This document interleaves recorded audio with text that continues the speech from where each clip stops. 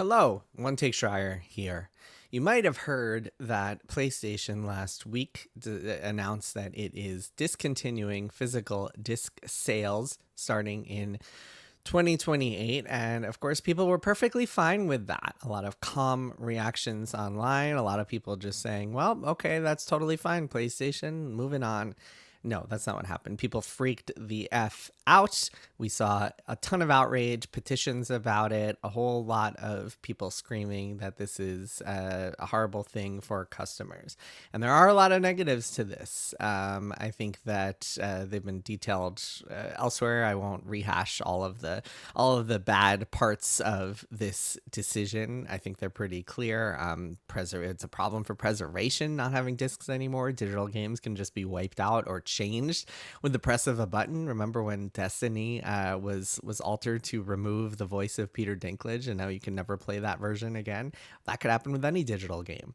No more used game market, no more borrowing games from friends or trading in games with friends. There's actually one thing that I will say that really personally really bums me out about this news, which is that I am a humongous fan of libraries. And if you live in the United States, I'm speaking only about the United States. I don't really know what it's like, what libraries are like outside of the US. But if you live in the United States, chances are you have a library near you that offers you a ton of awesome services that you are not fully taking advantage of.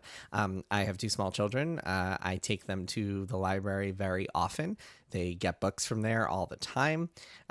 We spend a lot of time there. It's nice to just spend a hot summer day inside at the library checking out books, and they always have toys and stuff. And one of the things that I've never actually used, but I know a lot of people appreciate at libraries, is that they have video game collections. You can go to a library and borrow a PlayStation game, an Xbox game, a Nintendo game without spending anything. Oftentimes it's newish games that you can just get from a library. With this move to digital, that will no longer be possible. And that bums me out for a few reasons. One, because it's like that's a helpful way for lower income gamers to get new games, but also because anything that just takes away more inventory from libraries bums me out, because libraries are already kind of critically underfunded and undersupported throughout this country. So hey, if you're watching this and you're mad about this whole situation, I implore you, go check out your library and borrow some things, because actually borrowing, the more you borrow, even though it seems like you're getting away with something by like taking books for free or games for free, the more you borrow from a library, the more support that library gets. So it's like a win-win for everybody if you go and use your local library as much as possible. But anyway, I digress. It's very clear to a lot of people why this is a bad thing. And I really think that one of the real critical flaws that Sony made here, the PlayStation made here, is announcing this change that in 2028 they're going to pivot from get rid of all physical discs and just sell games digitally or in stores with a game key code, the way that Grand Theft Auto 6 is this fall. The flaw is not coupling that with some sort of upside for players. If they had said, you know what, we're going to do this, but here's how we are going to discount those games for players. Here's why you're going to benefit from this. You're going to save more. Or here's our new program for allowing you to share games that you buy digitally, or own games forever that you buy digitally, or get refunds on games that you buy digitally. Anything coupled with that makes people feel like they're getting something out of this announcement instead of just losing a massive part of the gaming ecosystem, I think might have helped soften the blow. But no, that's where they didn't do that, and here we are. PlayStation can no longer tweet anything without getting a massive backlash, just a kind of a nonstop barrage of negative responses, to the point where I saw they tweeted yesterday a preview for this upcoming game that looks really cool. What is it called? Blood of the Dawnwalker, Rise of the Dawnwalker, whatever it's called. I'll look this up. One Take Shire over here, like I said. The Blood of Dawnwalker. Not the best name, but the game looks really cool. Anyway, they tweeted this preview, and all of the responses were about the discs, to the point where I wonder how many external third-party publishers or other developers are looking over at that and being like, so about this plan to post a blog on our game next week, could we maybe delay that a little while? So this is having disruptive effects for everybody. So let's see, what did they say? They said they basically didn't give much of a reason. They just said as consumer preferences in the broader entertainment industry continue to shift away from physical disc to digital, physical game disc production for all new games releasing on PlayStation consoles will be discontinued starting January 2028. Blah blah blah blah blah. This transition will enable us to align more closely with how most of our community prefers to access and play games today. I mean, everyone can read that and know that it's nonsense because like if you're taking away a choice from consumers, that is not aligning anyone, even people who only play games digitally, who only buy games digitally. Like this is not benefiting them in any way. It's an entirely PlayStation beneficial move only for PlayStation, only for the people involved. And I want to get into that because I think that's an important part to understanding why this is happening, is understanding why PlayStation is doing this and understanding why it is so beneficial for PlayStation. By now, you've probably seen stats online. There are a lot of stats about how game habits have changed. People are still buying physical games, but for some publishers, it's a very small chunk of their population. For example, Capcom said in their most recent fiscal results that 93% of their sales for the most recent fiscal quarter, third quarter of fiscal year 26, 93% was digital. That is largely because they're selling so many on PC where everything is digital. Not a lot of people are buying PC games on discs. I don't even know if they're most PC games are not sold on discs anymore. And by the way, I mean, I'm a PC gamer, so for me this is not really a relevant conversation, but I think a lot of people who do game on PC have found that the PC ecosystem and Steam offer enough benefits to being digital and enough just kind of feeling of ownership. You feel like you own your game on Steam. You feel like you can get refunds on Steam. There are enough Steam sales to make you feel like you're justified in buying games digitally. There is a little bit more of an upside, but of course, I mean, there's been a downside to that too. People have just gotten used to it. Also, PC has emulation, and PC is an open system, so the preservation issue is much less significant. PC games don't go obsolete the way that, I don't know, if the PlayStation 3 was digital only, you would have a hard time finding some PS3 games right now. Anyway, I digress. So yeah, so getting back to the numbers. So Capcom 93% digital. Sony has kind of said that like 85% of their game sales are digital. A lot of people are skeptical of those numbers because they also include digital only games. I think that there's some questions surrounding exactly if you like are looking at the latest AAA game like Saros or whatever, or not. Maybe that's not a great example. The latest God of War or whatever. How many of those sales are actually physical? One chart I saw. This is from the analyst Daniel Ahmad, shows that physical software for PlayStation is on, this is all of PlayStation is on a very sharp decline, but it's still significant. 70 million units sold last year. So not nothing. EA has also said they've shifted to more digital. Nintendo is kind of in its own little space where they are selling a significant number on physical still, but it's getting closer to I believe they say that 54.6%. Yeah, that's the number that I'm looking at for fiscal year 26. So 54.6% of their software sales for last year were digital. And if you talk to, by the way, some of these kind of niche or boutique publishers that handle physical discs for digital games, such as like, I don't know, Limited Run or like I Am 8-Bit, a lot of them will tell you that a lot of actually their business is Nintendo games. Also Japanese games. Square Enix, I think, does some good business on physical, especially with collector's editions. I think a lot of JRPG fans and fans of Japanese games tend to also take well to physical and collector's editions and stuff like that. But here's the top line. I mean, I think that those numbers are kind of, that's the part of the math problem here, and part of the calculus and the spreadsheets that Sony is looking at is trying to figure out how many of their customers will actually be impacted by this and will actually care. And they've determined that there's a significant enough player base on digital that they don't need to keep printing discs. but the financial upside for them is really significant. And so I wanted to get into the numbers a little bit because I think it's really helpful to understand why they are doing this and how beneficial it is for them financially to make this move. So I want to read an analysis. So this is from Serkan Toto, who is an analyst with Kantan Games, and he wrote this great blog post about 6 years ago about that was kind of breaking down the percentages of a game sale that the publisher will actually keep versus what they have to pay to external parties like retail and manufacturing fees and so on and so forth.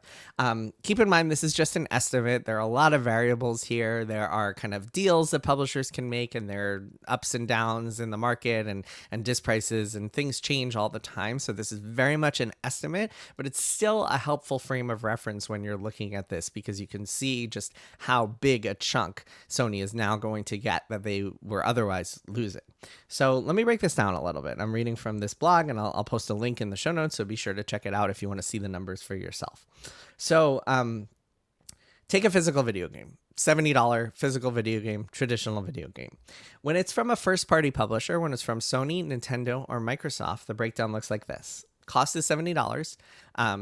Retail store cut, so GameStop, Target, Walmart, whatever, they take about 30% of that, so they take about $21. And then there's a manufacturing fee of about $350. And so the publisher, Xbox, Sony, let's say Sony, since that's what we're talking about, PlayStation takes home $45.50 out of every $70 sale. Okay? This is before taxes, other kind of variables, but let's just keep it simple. $45.50. Third-party publisher, that's a different story. We'll get into that in a second. But so that's a physical. So for a physical sale for a disc of the new God of War, Sony is taking home $45.50. Digital sale, you know how much of that Sony takes home? $70. So it is hugely beneficial. They are saving a significant amount. Those margins are significantly higher when they sell digitally. So they very much want you to buy their games digitally. And the reason that they're taking home $70 is because when Sony sells a game digitally, it is done on its own store. Digital stores have fees just like retail stores do, except that Sony operates its own store. So it keeps its own fees. So it keeps $70 of every sale of God of War sold on digital. Now let's look at third-party publishers, because this is the really key part. When EA sells a new game, a new Madden game, it costs $70. Again, this is according to Serkan Toto's breakdown, and this is very much an estimate, but still, it's helpful. $70. 30% of that goes to the retail store, GameStop. $21. Then there's a licensing fee to the console maker, so to PlayStation, if this is a PlayStation disc, of about 15%, maybe $10.50, something like that. Manufacturing fees, 5%, call it $3.50. That's one that can really vary. Shipping costs, production costs, all that other stuff. People have all sorts of deals in place. And so the publisher winds up taking home $35. But in that equation, remember, Sony, PlayStation, is taking $10.50 as their licensing fee for that. And EA is getting back $35. Now, if it's a digital sale, you take licensing fees and you take manufacturing fees out of the equation. And that retail fee, instead of going to GameStop, it goes to PlayStation. So a digital sale, if EA sells a new Madden to you on the PlayStation Store, it is $70 total. PlayStation takes 21 of those dollars, a 30% cut. Sometimes, again, it can vary a little bit because some of these big publishers have deals in place with Sony and Microsoft to take less cuts. But let's see, just baseline, this is kind of the standard, 30%, $21. And EA takes home $49. So EA is taking home more, and Sony is taking home more, and they've cut out the physical manufacturers and the store, GameStop, Walmart. And so the game publishers are both making a lot more money off of this. But the really important part is that instead of making just $10.50 in licensing fee for that disc, Sony and PlayStation, they are making $21 off of the store, off of that store cut, which is 30% as opposed to 15%. In other words, Sony and PlayStation are extremely highly incentivized to move to digital, not just for their games, where they are, of course, making more money, but also for all of the other games they are selling on their ecosystem. The reason that these console makers are making consoles in the first place is not to sell you the hardware. In fact, PlayStation and Microsoft both take a loss on the hardware that they sell. They are not making money when they sell you a PlayStation. What they want you to do is get into the PlayStation ecosystem and be buying games on there, because that is how they make their money. And of course, subscription services and all that jazz. But really, they want you to be buying games on there. And ideally, they want you to be buying games digitally on there. So they are getting that $21, that 30% store cut off of each $70 game. If you sell digitally, they're getting a lot less if you buy physically. Now, granted, with all of this, because Sony is not entirely amending retail, they're still going to sell boxes just with game keys in them. That, I believe, I don't know exactly how the math is going to work there. They'll probably save on production costs, but the retailer is still going to take a cut, and the PlayStation is going to get less of a cut than they would digitally. So we're not moving entirely to that model of Sony getting $21 for every single $70 game that is sold. We're not there yet until these retailers all give up and say, screw it, we don't want to sell these keys in a box anymore. We're not there yet. So Sony is still not making the most money it could possibly make. But how many customers out there, when this happens, are actually going to go to the store and buy a game key in a box? That is not an appealing proposition for a ton of people. How many people are even going to bother? I think we're going to see the numbers get skewed even further in favor of digital purchases on the store when that starts to happen.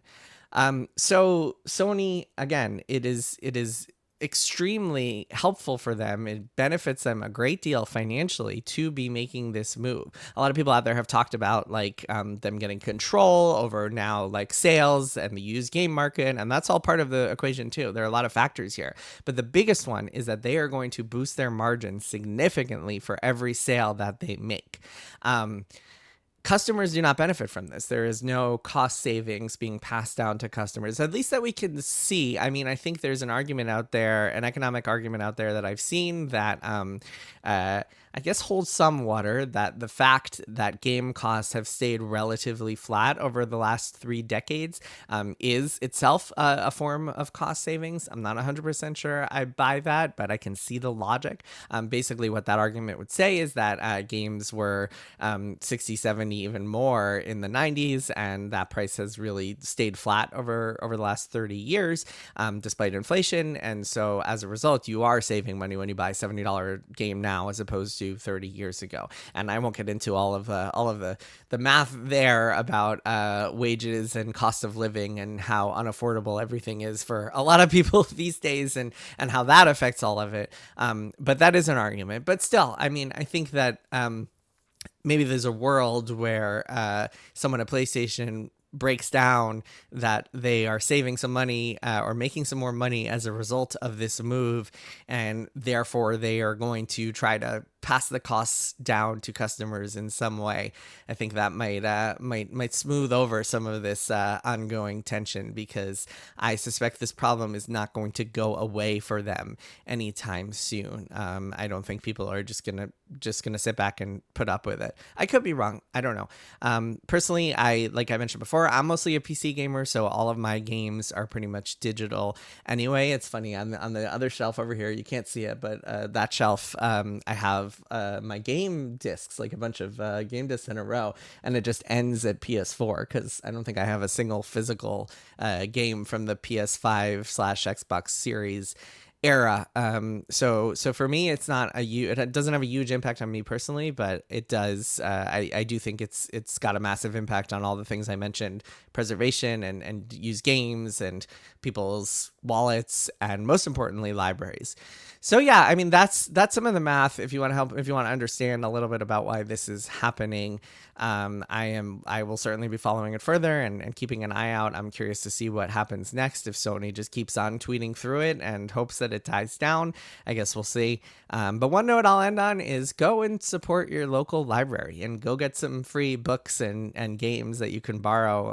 Oftentimes borrow for lengthy periods of time.